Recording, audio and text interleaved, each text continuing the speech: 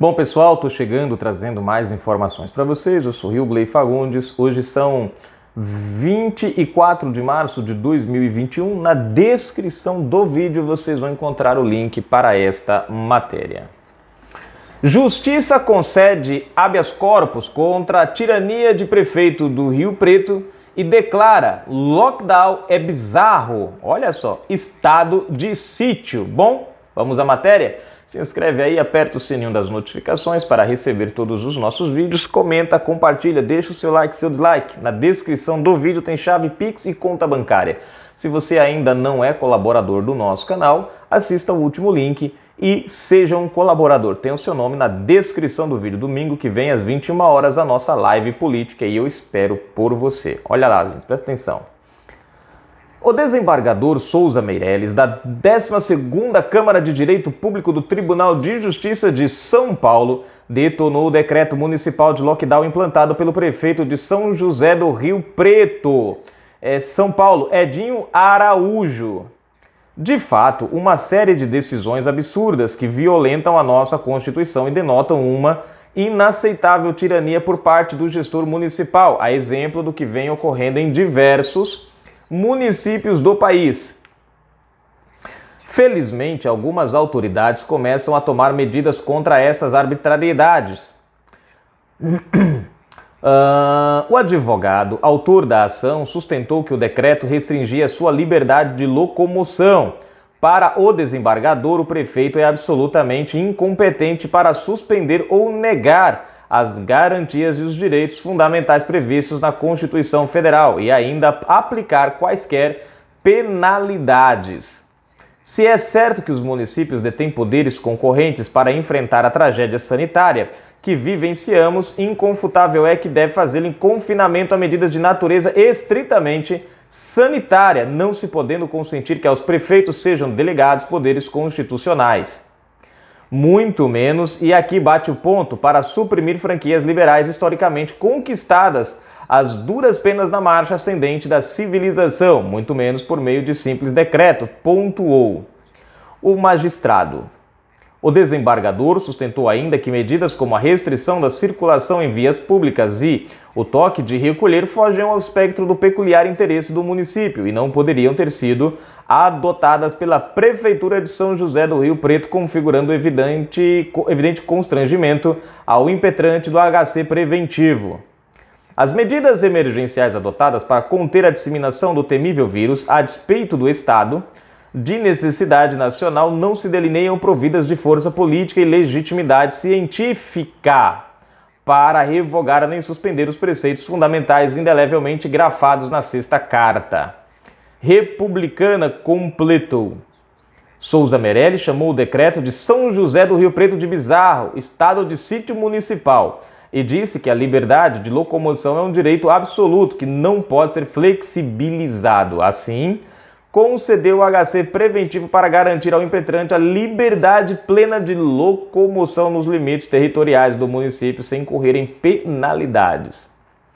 As coisas começam já a perder contornos de legitimidade e as hesitações passam a ganhar terreno à medida em que decretar limitações à liberdade dos concidadãos no Estado de Direito democrático e constitucional, uma vez verificada a premente necessidade estatal, pertence ao excelentíssimo senhor presidente da República e não ao prefeito, em consonância à Carta-Mãe, em qual todas as estruturas de exceção e emergência estão nela personificadas, enumeradas e consagradas através do estado de defesa e estado de sítio, com vistas a controlar a comoção grave de repercussão nacional, qual se apresenta o momento da pandemia da Covid-19, concluiu. Ainda há juízes. E aí finaliza a matéria. Veja só que interessante, gente, aqui, né? Vocês observaram o detalhe aqui? Esse daqui reconhece, de fato, que está na Constituição. A Constituição, em nenhum momento, você pode virar ela pelo avesso.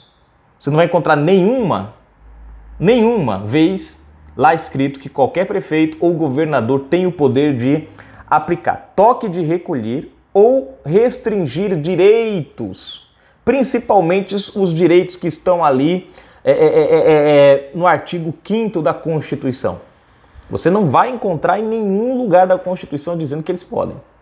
O único na Constituição que não é mais seguida pelo STF, isso é óbvio, porque a Constituição brasileira agora não é mais a CF de 1988, a Constituição brasileira agora é o STF, a cabecinha dos ministros do STF, e a gente percebe que não tem nenhum conteúdo jurídico dentro da cabeça deles, conhecimento jurídico dentro da cabeça deles, porque o que a gente viu e vê eles fazendo, né? Ficou uma semântica meio fora do... Mas tudo bem, vocês entenderam, né? O que nós vemos eles fazendo, as canetadas que eles estão dando, literalmente foge à Constituição, né? Mas ainda existem alguns juízes que parece que compreendem de fato a Constituição. Tá aqui, né? A ação do juiz lá do Rio... cadê aqui? Esqueci os... Deixa eu ver. São José do Rio Preto, São Paulo. Né? Ainda bem que ainda existem juízes que conseguem, né? Agora, vamos torcer, porque é bem possível que esse caso possa ir parar no STF. E aí a gente já sabe, tudo que chega no STF acaba tendo um resultado contra o povo brasileiro. Né? Nós temos 11 ministros que não foram eleitos pelo povo brasileiro, mas eles tomaram de assalto o poder. Tudo que o presidente hoje faz tem que ser avalizado pelo STF. Se o STF discordar, eles derrubam. E aí, gente, é onde eu acho interessante, porque assim, muita gente pede o artigo 142. E eu aplaudo o presidente por ele não pedir o artigo 142. Como eu disse em outro vídeo, se não fosse essa ação do presidente não pedir, hoje nós jamais teríamos o conhecimento do quão podre e de quão desqualificada está a nossa justiça. É graças ao presidente não fazer isso que o povo brasileiro está tendo conhecimento de verdade de quem é. Porque o mal do brasileiro é um só, é a falta de informação. E nós temos uma mania de nos apegarmos à primeira narrativa que se apresenta. Então, se você está assistindo televisão, a Globo chega lá e fala que Bolsonaro é culpado pelas quase 300 mil mortes por ser negligente, a tendência é acreditar, porque a Globo está falando isso.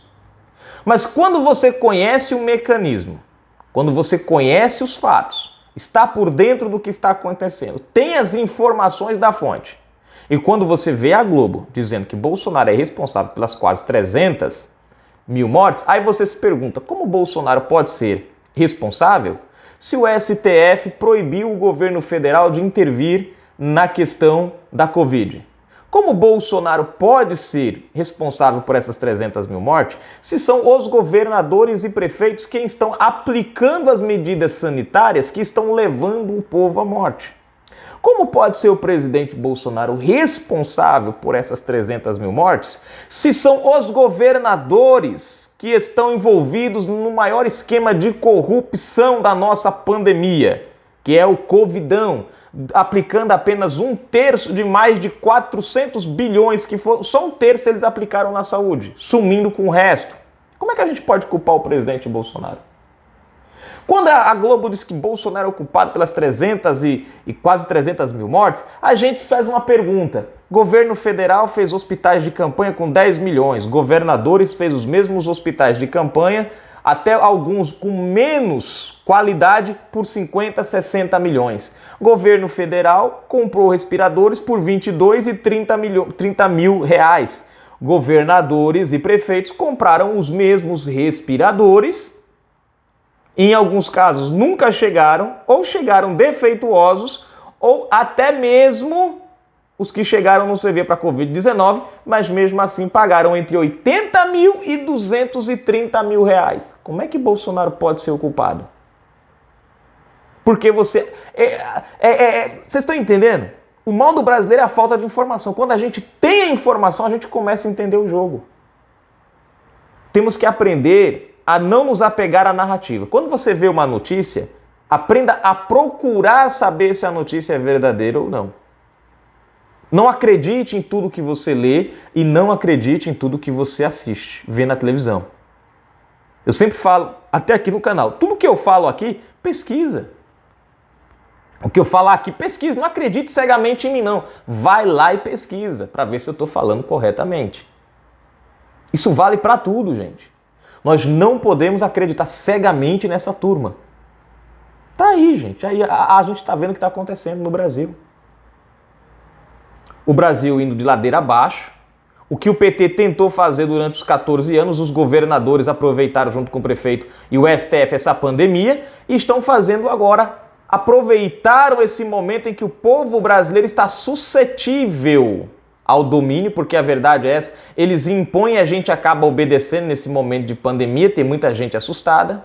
A pandemia existe? Existe. O vírus é perigoso? É letal? É.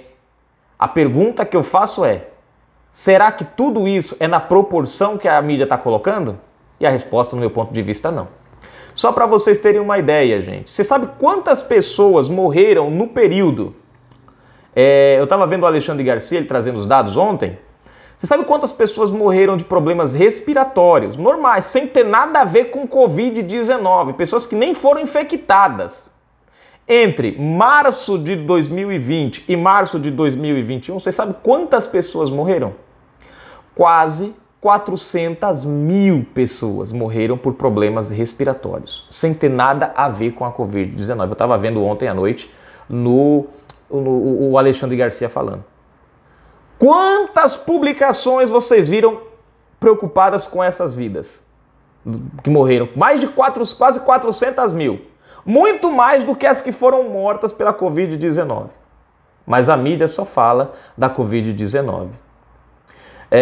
Teve alguns jornalistas que disseram aí que o Brasil é responsável por 1/3.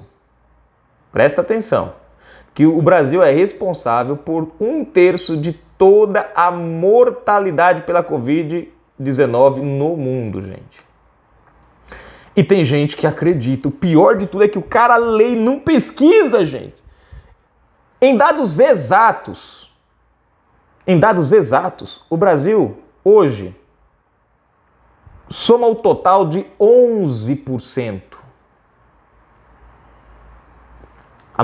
Nós temos aí um total, nós correspondemos a 11% do total de mortes pela Covid-19 no mundo. Isso com os números que a mídia divulga, que cá para mim, eu acho, no meu ponto de vista, né, eu acho que ainda o número é muito menor do que isso. Mas usando os números que a mídia está publicando aí, nós estamos em torno aí de cerca de 11% é o valor total. É o que corresponde ao Brasil. Mas tem neguinho aí dizendo que é 1/3. 1/3 equivaleria a entre 600 e 700 mil mortes por Covid-19. Bom, o nosso número, apesar de ser alto, mas está muito mais abaixo do que isso. Por isso que eu falo, pesquisa. Não agarre-se à narrativa papagaiesca da esquerda. Não fique igual um papagaio repetindo a narrativa que a esquerda coloca, não, gente. Tá bom? Tá aí, gente. Chave Pix e conta bancária. Ajude o nosso canal, dê aquela forcinha para que o canal possa andar e continuar aqui. Nome da galera que está ajudando através da Chave Pix está aqui na descrição. Se você ajudou através de conta bancária normal, transferência ou depósito normal, dá um pulinho domingo na live, passa pra gente o teu nome para eu colocar aqui também o seu nome, para você não ficar de fora do nosso agradecimento. Gente, muito obrigado pelo carinho de vocês. Fui!